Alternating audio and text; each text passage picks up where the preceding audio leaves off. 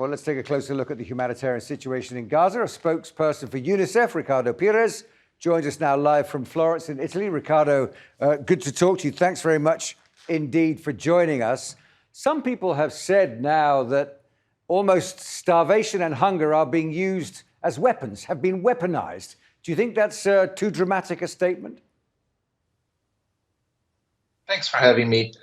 I wouldn't be in a position to make such a technical assessment, but what I can say and can confirm is that since this conflict started on October 7th, more and more children and families, hundreds of thousands actually, are running out of food. They're running out of water. They're running out of medicine. So the nutritional situation of children is decaying every single day. And as long as the bombardments continue, as long as the indiscriminate killing of children continues, malnutrition and hunger are just a next step, a next level of suffering that they will have to endure in the Gaza Strip right now.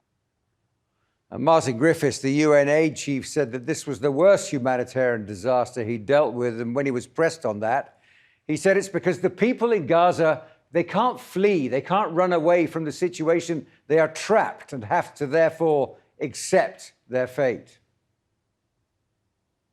That's right. It's quite unprecedented in that sense.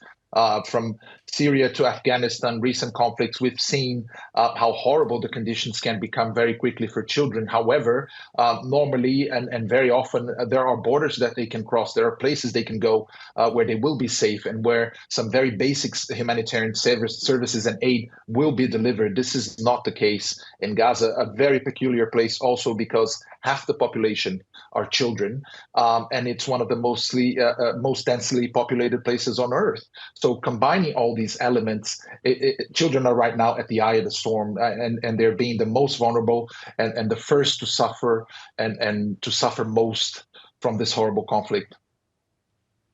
It's becoming clear, isn't it, that nothing really effective can be done in terms of humanitarian aid until the bombing stops. And the predictions appear to be, or the international acceptance appears to be, that we could have weeks and weeks of this bombing continuing before there's any kind of meaningful ceasefire. That could take us into the realms of something we really haven't seen before, couldn't it?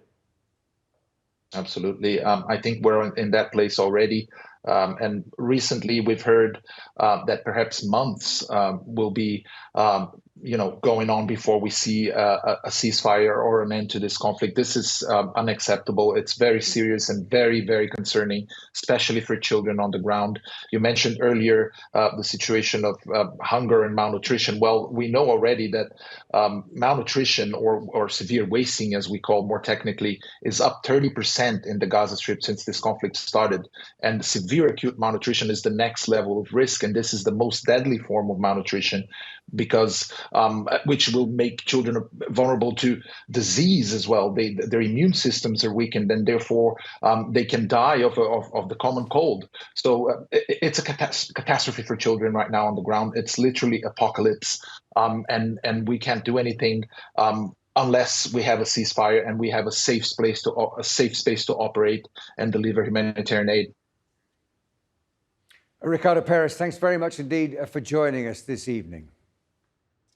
Thank you.